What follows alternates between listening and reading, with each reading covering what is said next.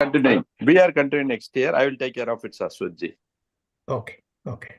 This will continue. The series will continue, Okay. and we will talk about certain topics. Yes. Along Yeah. with the same lines. Yeah. Maybe for the winter we'll have some little interesting little deviation in the same concepts and some controversies, perhaps, in people's mind. So just to stir up a little heat in the winter. Actually, Sanat Garu, can we talk about that topic later, please? It is Yeah. being recorded and live streamed. So, That's right. Can we start? We are okay. Om Sri Gurubhyo Namah Harihi Om Bharat America Punya Bhumyo Namo Namaha Agajanana Padmarkam Gajanana Aharnisham Anekadam Tam Bhaktanam Ekadam Tamupasmahe Sahana Bhavatu Sahanau Bhunaktu Sahaviryam Karavavahai Tejasvinamadhitamastu ma vidvishavahai. Om Shanti Shanti Shanti. This is the 23rd continuous monthly pravachanam from Sree Aswath. At this point, I'll turn over the mic to Sree Aswath to start the pravachanam on Puranas. Thank you, Sanat. Thank you, Parthivan sir. Thank you, everybody. Namaste. Welcome to everyone. Om Shri Gurubhyo Namaha Harihi Om Sahana Vavatu Sahanau Bhunaktu Sahaviryam Karavavahai Tejasvinavadhitamastu ma vidvishavahai. Om Shanti Shanti Shanti. Dear friends, thank you again for having me. This is, as Sanat mentioned, this is the 23rd monthly presentation. It's almost 2 years. Then I am greatly honored that you have been consistently asking me to speak on this forum. Today's subject is, as you see on the screen, it is Purana. The subject is extremely vast, and therefore today we'll just look at an introduction to Purana. And then, of course, if we so plan, we can actually take an overview of all the major Puranas also in due course. So first, I would like to place the Purana in our Shastra heritage. There are three major sources for knowledge. One is the Vedas, as we have seen earlier in our discussions. Then the next is the Vedas have been interpreted, have been elucidated so that we can understand the content of the Veda in Itihasa and Purana. Itihasa are two texts we have, which is Ramayana and Mahabharata. And the Puranas, there are 18 major Puranas. It's called Mahapuranas.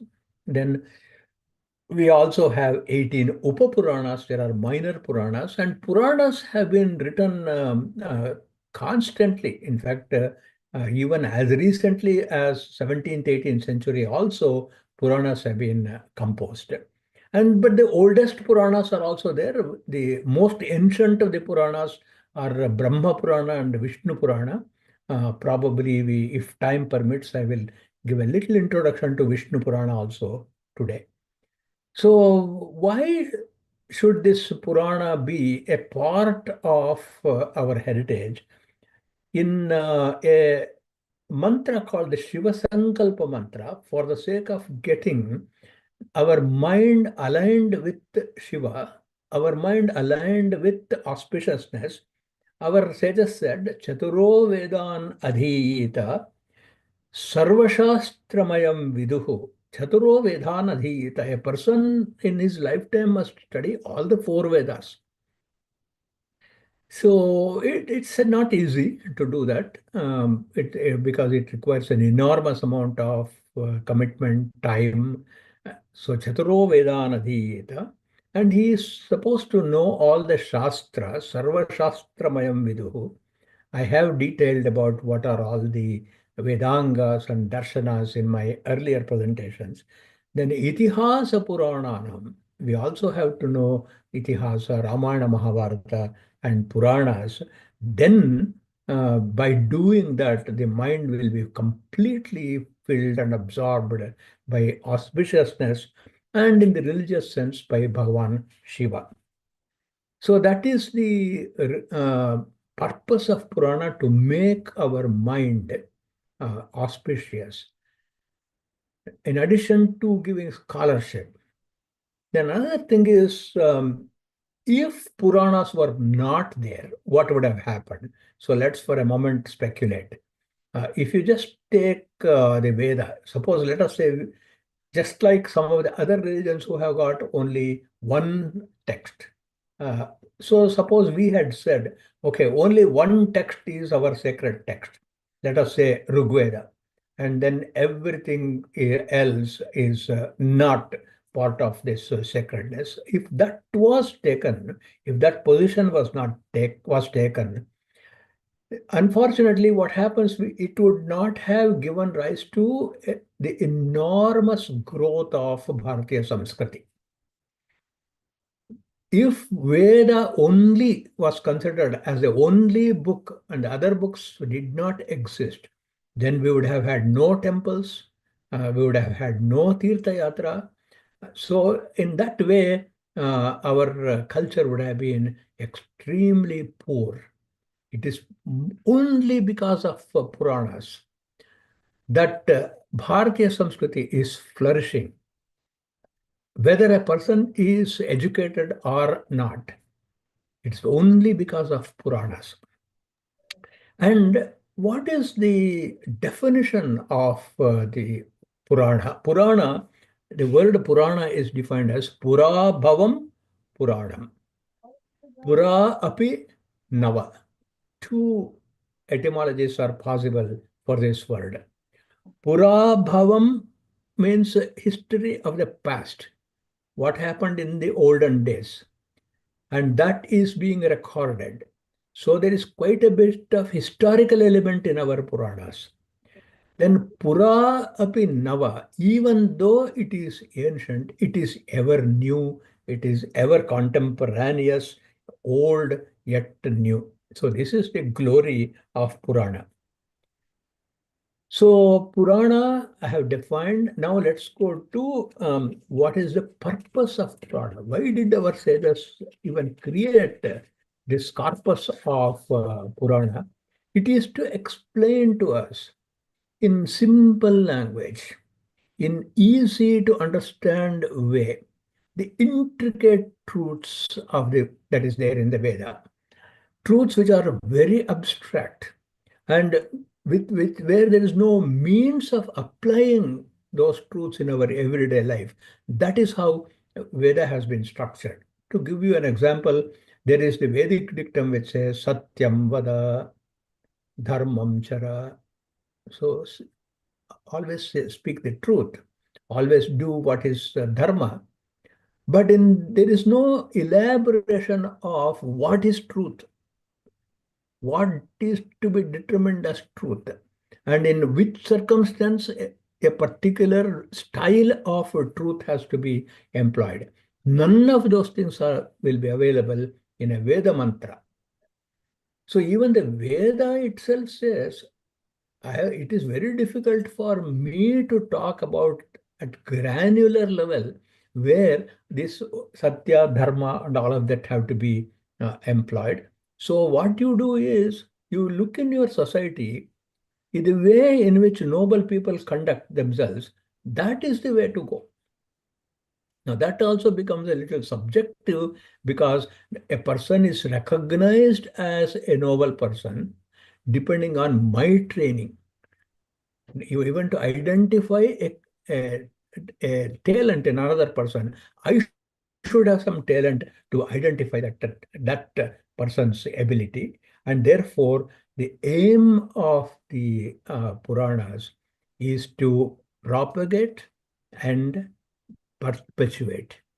Two purposes, to propagate and to perpetuate the dictums of the Veda, what is dharma.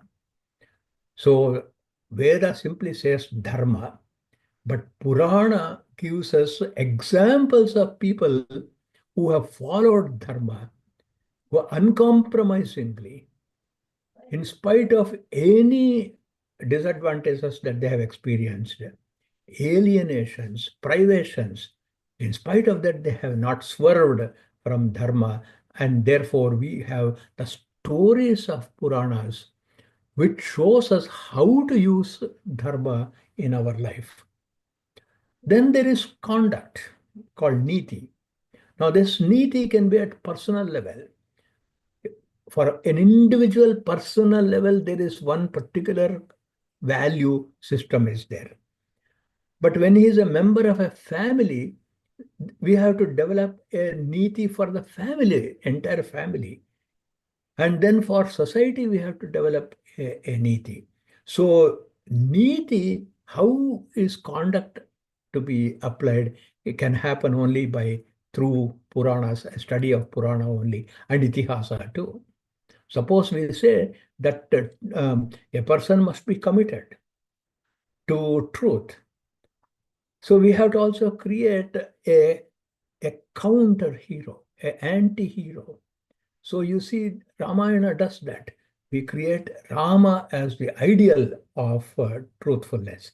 Then we create an anti-hero where truth is stretched to its limit in the personality of Ravana. So a study of Ramayana, a study of Mahabharata, Kauravas and Pandavas juxtaposition, and so all of those things will give us an idea of niti. Then we have another set of texts as part of our corpus called darshanas. And these darshanas are the philosophical standpoints. How is the world created? We have Sankhya darshana. Someday on this forum, I'll speak on Sankhya darshana also. Then what is the world made up of? An atomic theory of the Vedas called Vaisheshika darshana is there. Then how does a person control the mind? You have Yoga darshana. Then we have got how should a ritual be performed in a proper manner. We have got the Purva Mimamsa darshana. Then we have how should we engage in conversation? What is logic? How to convince another person? What are the skills required in presenting a person's viewpoint? It's Nyaya Darshana. And then we have got what is this self? What is soul? What is permanent? What is impermanent? What is this world made up of? It's all part of the Vedanta Darshana. And for that, very rigorous logic is required.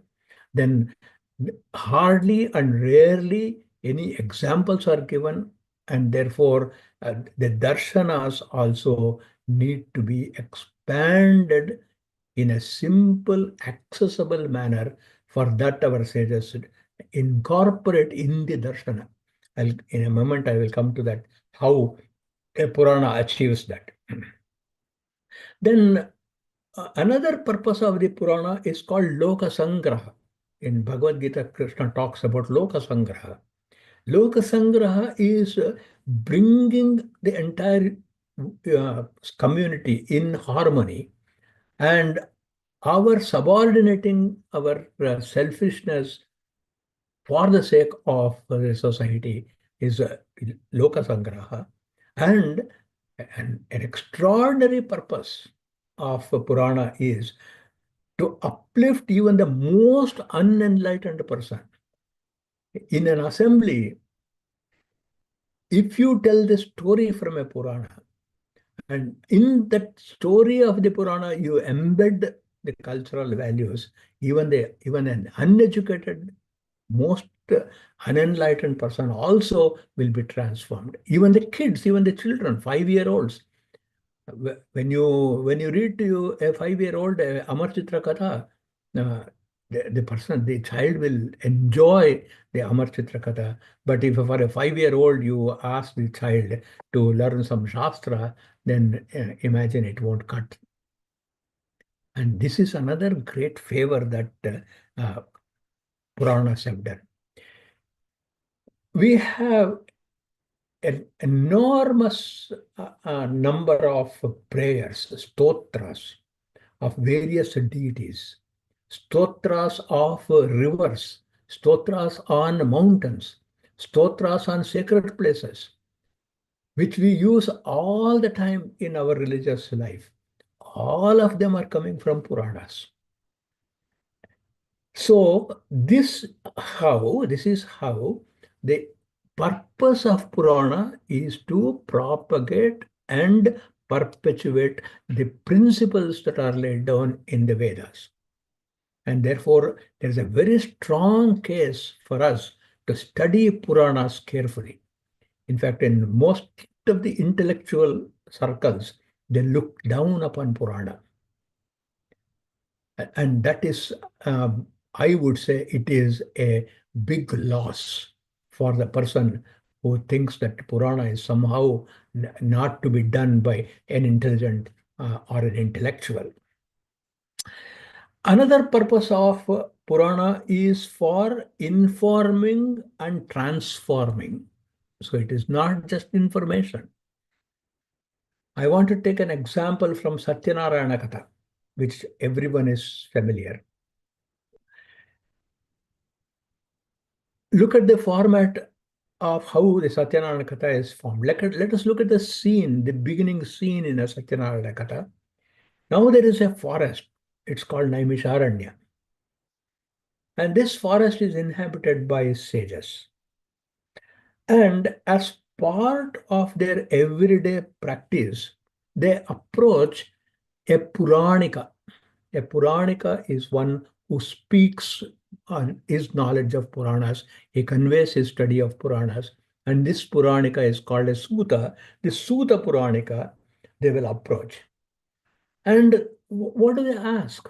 They ask Suta Puranika about God, about the world, about the individual. And then the Suta, the Puranika, in turn, what it does is, he says, I recall a conversation between Narada and Narayana. This is the scene. Now let's look at the informational part. What is the conversation? What is the nature of the conversation? It is not an idle gossip. In this story, it's not a gossip. It is an examination of Dharma and Shastra. So in the story, in just creating the scene of a forest, you have to imagine in your mind a forest, and there we have got a beautiful tree. There is Ganga flowing. On the banks of the Ganga, all these sages have assembled. And they did all morning, they would have done yajna, homa, and all that. So in the afternoon, after lunch, they're all sitting. And when they're sitting, they're not taking a nap, and they're all sitting, and then they're asking this learned Suta Puranika, what questions? Questions on how the Dharma and Shastra has to be seen. An examination of Dharma and Shastra is the question in Satyanarayana Katha. And he conveys by saying there was the conversation between Narayana and Narada, which has been recounted generation after generation after generation. What it means is the Purana has established an unbroken chain of teachers and teaching.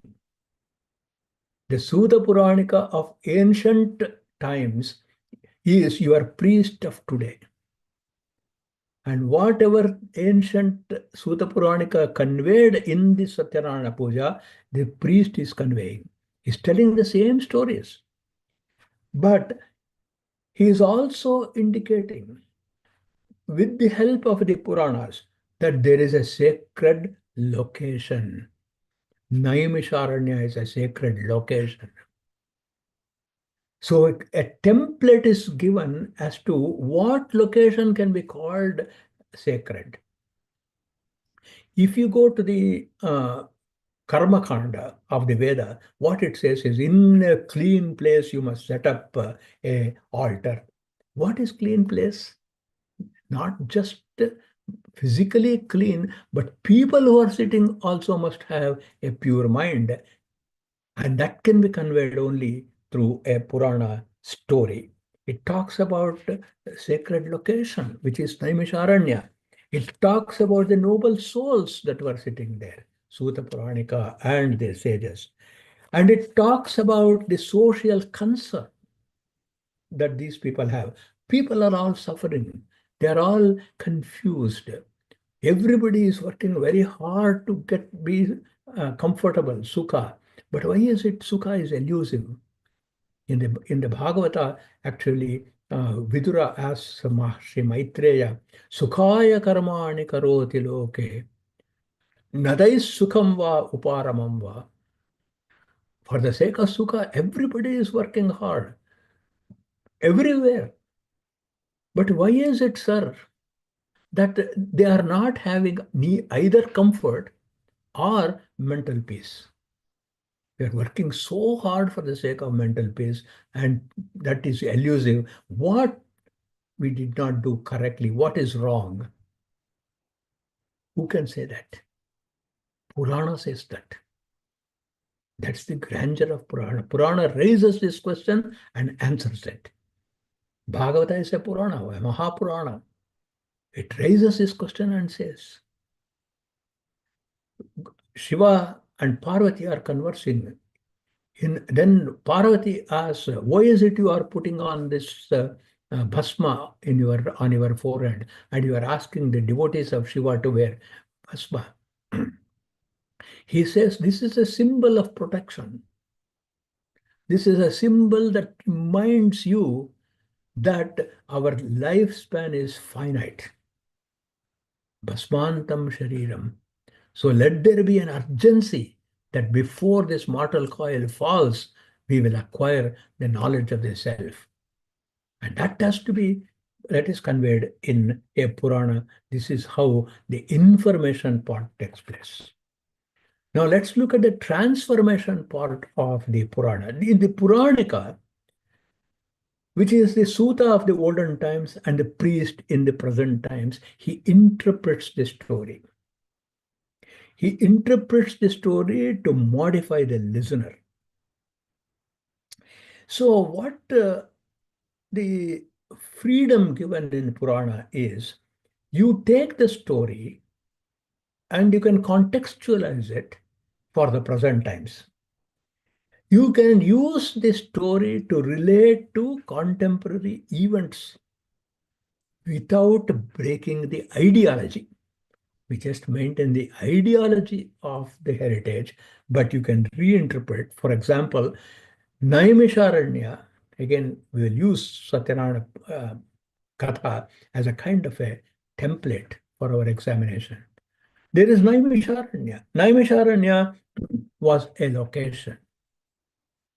But suppose you are sitting here in America in your comfortable home, which is climate controlled, and Satyanarayana Puja is going on. How does a Puranika interpret it? He says, let us look at the word Aranya. Aranya comes from the root of Rana. Rana means conflict. When you affix it with Aranya means where there is no conflict. And then, why is it called Naimisharanya? Nimisha means 1 minute.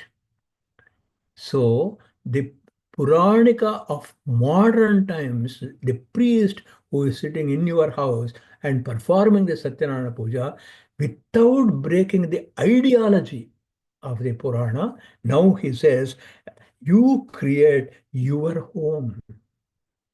You create your institutions such as your temples in such a way that there is no conflict. A. B. You create your home and you create your temples in such a way that whoever enters your premises within 1 minute, all the agitations of his mind becomes calm. Please think about this. Have we created our temples? Homes, I know I have seen homes where such environments are created. Have we created our temples like that? The moment somebody enters into the temple, does the person feel completely free of all care? If we don't do that, that temple cannot be a Naimisharanya. So, if Naimisharanya itself is not there, then there will be no Narada also. So who is this Narada? The etymology of the word Narada is Naram Paramatma Darshanam Dadati iti Narada.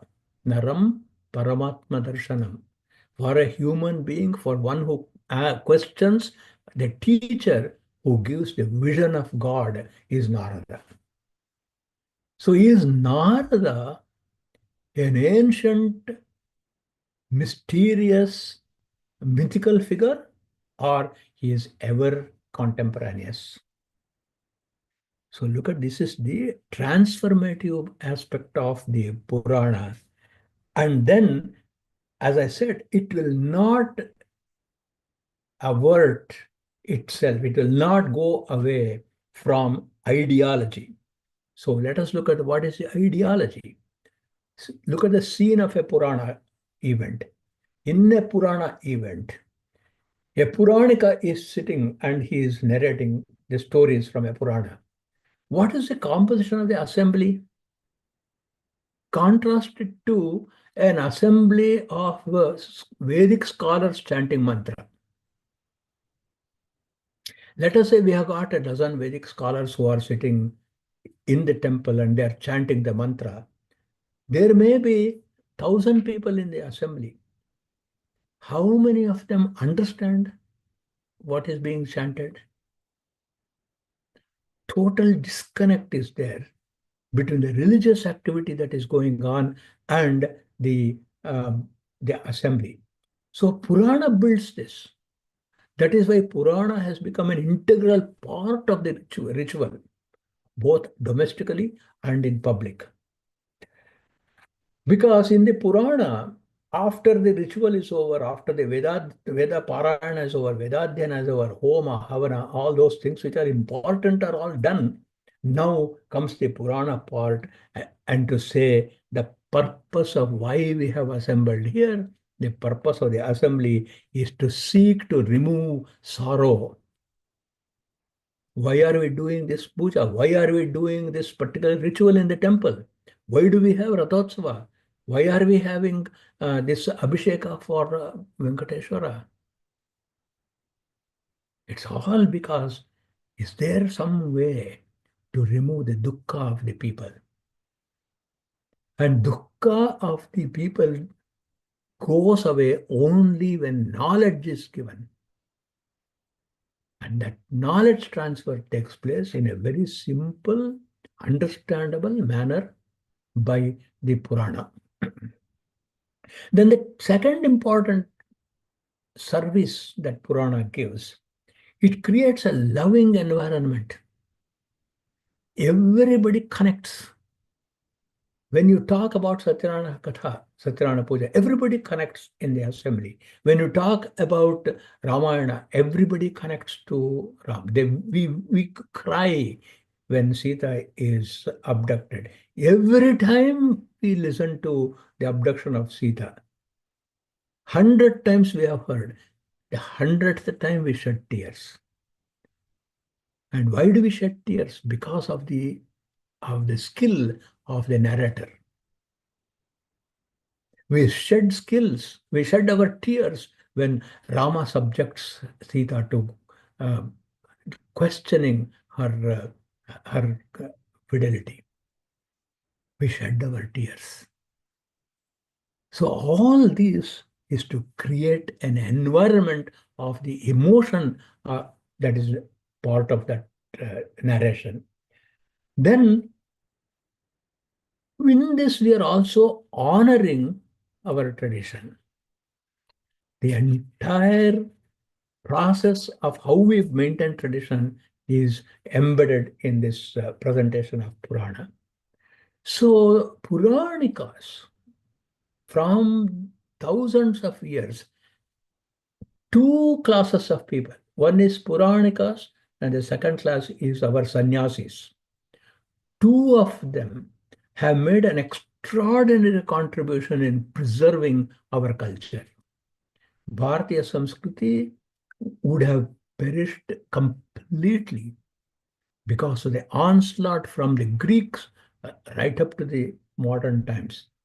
Even now, Hinduism is under attack. Even now, Vedic wisdom is under attack. How is it has survived? It has all survived because of these two classes of people. Then monks who are living the quality of a monkhood. Unfortunately, some monks are an exception, but many of the monks are very, very disciplined and they live like a sannyasi, true to their ashrama. And second is the Puranas. The reason is the sannyasis and the Puranikas never stay in a place for more than 3 days.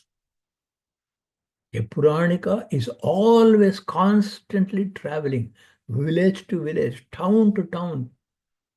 Many of you know one of our extraordinary contemporary Puranikas, Murari Bapu. Murari Bapu's influence all over the world is legendary. How much of personal sacrifice is in one country today and another country tomorrow? And then he sings, he chants, he teaches. So much he has done. Our own living example of a great Puranika. And we have also the monks who travel and teach. And then what is it they're teaching?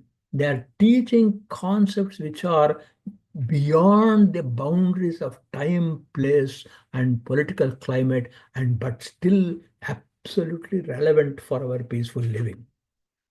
Phenomenal contribution. And then they play an important role because they create a format of presentation. So he starts with what is usually termed as a myth, and then uses that and moves on to history. And then he uses it from ancient times to the present times. For example, he will say, there was a king by name Indradyumna. The desire of every king is to become immortal. The desire of every king is to be recorded in history as the greatest king ever. Now you see how a particular king, Indradyumna, with his personal project of getting an immortal good name, a Puranika makes it universal. Every leader wants to be like that. Every person wants to be like that. And then he introduces the limitations of that. By telling the story of Indradyumna, because of his extraordinary punya, he goes to heaven. And then more than other people, he stays in heaven longer because of his enormous amount of merit. But anyway, the period has to come to an end. So Indra says, your merit is over. You go back to the world of mortals. So Indrajimna is shocked. He says, how is it possible? I have done inexhaustible amount of merit. How can my time be over so soon? Then Indra says, okay, you go down, and then even if there is one person who remembers you, I will take you back into heaven. Now he tells this story. Now it is left to us to interpret by saying, as long as we are alive, there is recognition. If we have done something extraordinary, if for a few years after our life, there will be a recognition. And after that, memory fades and we are completely forgotten. 1,000 years ago, what did our forefathers did? What was their name? What was their profession? What did they know? We don't know about our own family. So Indradyumna comes down to the earth. He goes to his old capital, and then he asks people there, there used to be a king here called Indradyumna. Anybody knows? No, no, no, we don't know anybody. But we have an old gentleman who is 100 years old. He may know.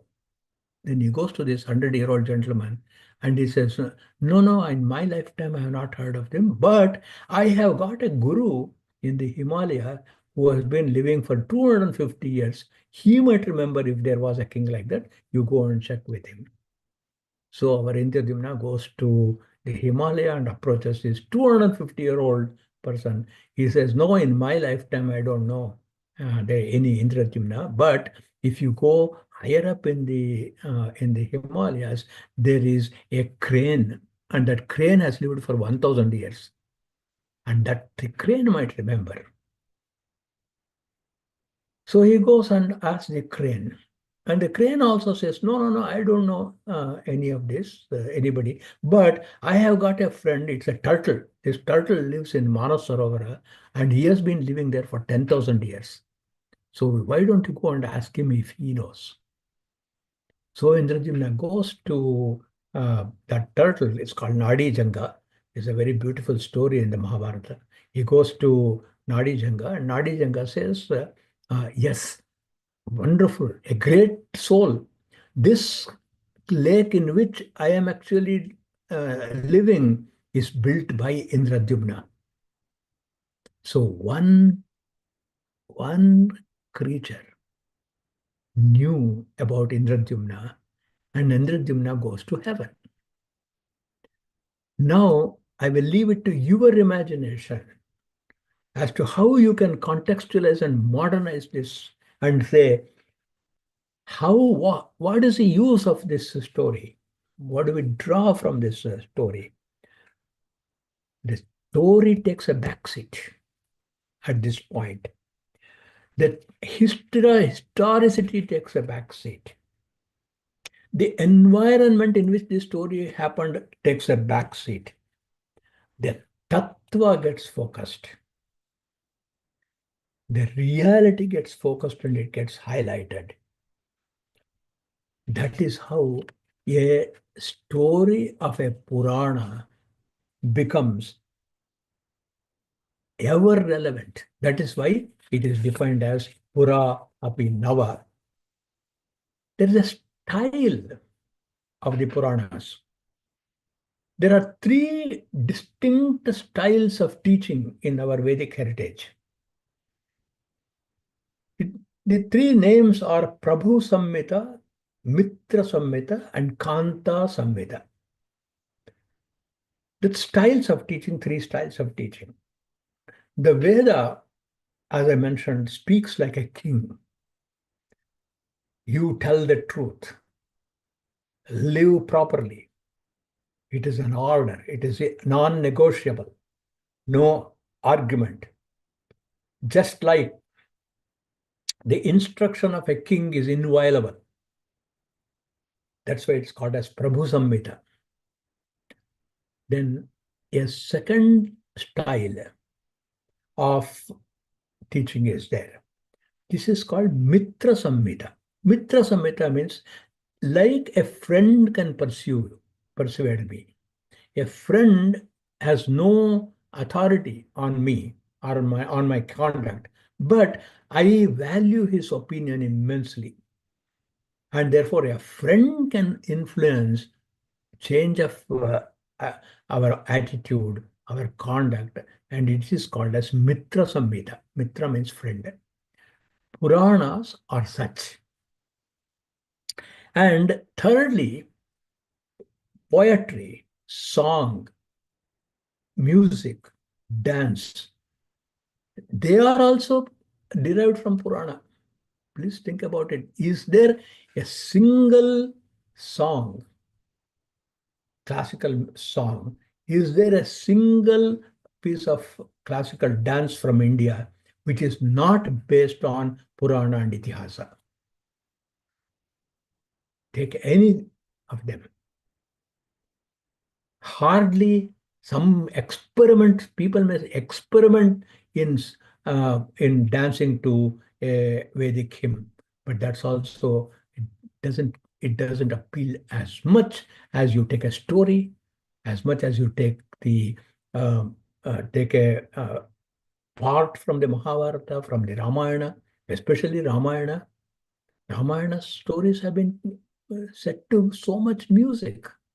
Ramayana has spread all over the world. It has come to the stage in iconography, temples. None of them would be there if Puranas were not there. They are the sources for them. And they also designed the temples. Ancient temples were designed in such a way that if you go around the temple once, it is almost like you actually read Ramayana, you read Devi Bhagavata. In fact, if any of you are living in the Orlando area, there is a temple close by in a suburb called Castleberry. There you can see in shrine, in each of the shrine, they have got iconography. You go around, you will know everything about that deity. And the language of the Purana, in contrast to the language of the Veda, the Vedic language is called as the Shabda Pramana. That is, its sound is essential. The way in which it is chanted. So everything is encapsulated in sound. Therefore, we cannot translate in the sense, we cannot translate a mantra and then say, okay, this I will use as a mantra. I'll give one example. We use the Upanishad mantra, Asato ma sadgamaya, tamaso ma jyotirgamaya, mrityorma amritam gamaya, om shanti shanti shanti. This is the original Sanskrit mantra. Suppose I say, lead me from darkness to light, lead me from ignorance to learning, lead me from death to immortality, Om peace, Om peace, Om peace. Can we get the power of chanting Asatoma Sadgamaya? That's the nature of Veda mantra. You can speak on the meaning of the mantra, explain the meaning of the mantra, but when you are employing the mantra in prayer, you have to chant only that Shabda. That is why Veda is called Shabda Pradhana. Mainly it is Shabda. What about the Puranas? Puranas are called Artha Pradhana. There the meaning is more important than how it is written.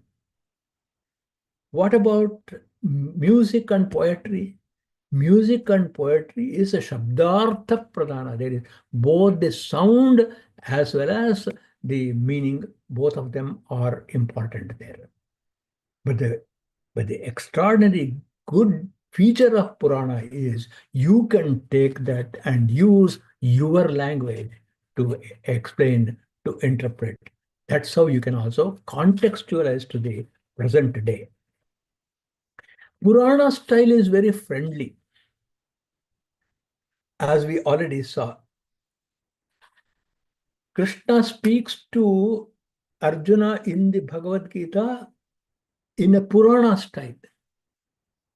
If you see 10th chapter, 11th chapter, it's all he takes the Purana characters. And he talks about today. He says you control your anger, you control your lust. Anger and lust is a problem for every human being at every time of the in our culture. Never it was gone. It can never be a thing of the past. And then Satyanarayana Puja, again coming back to that Satyanarayana Puja, the story of Satyanarayana is like a friend. The poor Brahmin is advised to worship by a friend. Now let's take the case of the woodcutter. And the woodcutter, he said, why don't you worship Satyanarayana? But at the same time, what is he saying? You go to a rich suburban cell. Now we can contextualize it by saying market segmentation, location, location, location. So all the concepts of modern management and modern business is embedded in that one sentence: go to a rich suburban, sell your wares. And this is told to a businessman, isn't it? So what does that mean? Even a businessman such as this woodcutter, selling wood, even he needs a guru. He needs a mentor. However bright he is, however successful he is, a need for a mentor is there. Satyanarayana Katha now says it is for the Puranika to interpret it. Because Purana simply says there was a woodcutter and that woodcutter was in penury, etc. But your priest who is sitting there, he is a Puranika. He will say, look, what the mentor is doing is he is teaching him how to do market segmentation. You can use contemporary jargon. So what is the lakshana or the structure of a Purana? Because it's not as loose and spread with ideas as I mentioned. It is a very highly structured composition. Because there is a definition of what Purana is. It has to have 5 characteristics called Pancha Lakshana. Lakshana means characteristics. There has to be 5 characteristics. Sargascha, Pratisargascha, Vamshaha, Manvantarani cha, Vamshanucharitam cheti, Puranam, Panchalakshanam.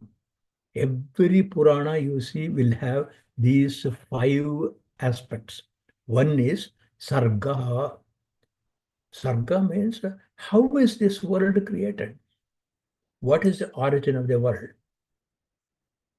Each Purana will take a different position, but all the Puranas agree there is an origin for this world. All the Puranas agree there is a creator for this world. If you take the Shiva Purana says Shiva is the one who created the entire universe. If you take Vishnu Purana, it says Vishnu is the one who created. If you take Devi Purana, Devi is the one who took. But are these contradictory in nature? It is not contradictory in nature because one person looks at universal God principle as Shiva, another looks at this principle as Devi, and a third person looks at it as Vishnu. Because every Purana will say Vishnu is no different from Shiva, Shiva is no different from Vishnu, Shiva is no different from Devi, Devi is no different from Vishnu.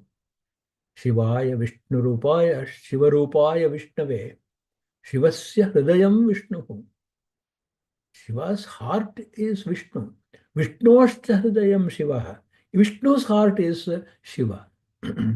So how do you reconcile that? Unless both are same. Yatha Shivamayo Vishnu, evam Vishnumaya Shiva. Just like I don't see any difference between Shiva and Vishnu, please grant me comfort and long life. Comfort is granted by a concept called Vishnu. Long life is granted by a concept called Shiva. Now a Pauranika says Shiva is a deity. He has got this particular kind of form, and this is the name of his spouse. This is where he stays.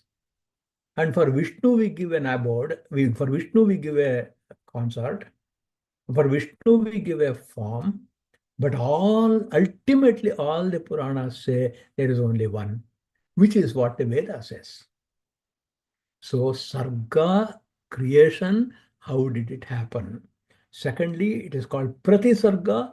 That means how do intermediate creations take place? There is one primordial creation and a primordial end to the creation. And there is also intermediate creations, just like a living being has one birth and one death. But every time this living being sleeps, during the sleep, it is death. And when a person awakes from sleep, it's a new birth. So in cosmic proportions also, we talk about Pratisarga, the intermediate creations called Kalpas. Then it talks about the Vamsha, that is the ancient gods, the Pitrus, and the various kings and common people, rishis. It talks about this Vamsha. It talks about Manvantaras. Manvantaras are the various creations that take place. For example, right now we are in Vaivasvata Manvantaras, is currently going on. And then there is the Vamshanucharita. That is the story of lineages. All lineages start from only two entities, the sun and the moon, Surya Vamsha, Chandra Vamsha. And then how did the entire branches happen? And that is the fifth element. That is creation, intermediate creations and annihilations, the stories of gods, mains, and kings, and then the Manvantaras, the segmentation of time, and the Vamshanucharita, the lineage of Surya and Chandra. Not all Puranas have stuck to this format. There are a couple of Puranas which are not there, but Vishnu Purana is unique. Vishnu Purana is unique in that it has all these characteristics. So there is a saying that what is the minimum one should study? They say you should study at least Vishnu Purana. And now Vishnu Purana's popularity has been substituted by the popularity of Bhagavata. So it doesn't matter which Purana we take up for study. All the Puranas have these 5 characteristics. All the Puranas have these purposes. And it is actually our duty to make sure that this heritage of Purana is not lost. And Puranas, a new study is necessary. Most of the studies so far done is either coming out of immense faith and bhakti of a particular deity, and Purana is viewed that way, or people have done very critical analysis of the Puranas. There's a need for our studying in a particular harmonious way and connect Puranas with all other branches of learning also. So it is still a young, wide open field for anybody who would like to study more of these Puranas. So Shiva Purana, Vishnu Purana, Devi Bhagavata, Srimad Bhagavata could be a good start. Then there are also abridged versions of the Puranas, and that also you can, there are available on the internet. So I do encourage everybody to get a good familiarity with the Puranas. And many of the stories have great value in our understanding Veda itself. More we will see in our next meeting. Thank you very much for having me. Because the subject is so vast, I had to rush through with almost like a bullet points. Thank you. Thank you very much. Namaskar only. I'm sorry, my apologies. I joined late, but Yeah. very knowledgeable and very informative information. Thank you very much. Now, if I may ask, is Purana, can that be used for any literature, such as the Greek stories or Islamic or Christian Bible? Is it a Purana? Can we call it a Yes, Purana? Christian Bible is very much a Purana. It serves all these 5 characteristics. It starts with Genesis, for example, Sargascha. And then now that you brought that point, Sagar Garu, the Sanskrit Vedic Puranas have had an enormous influence on the development of Purana literature in Jainism and Buddhism also. So much so that we have seen that in Jainism and Buddhism, and Jainism more so, they have even borrowed our devatas. Saraswati, for example, who is the goddess of learning. In Jaina Purana, she is called as Parama Jinendra Vani.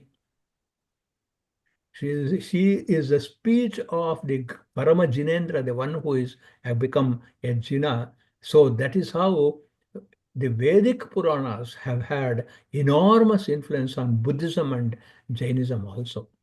The Buddha Puranas, for example, the Tripitakas, are actually again represents the structure of Puranas.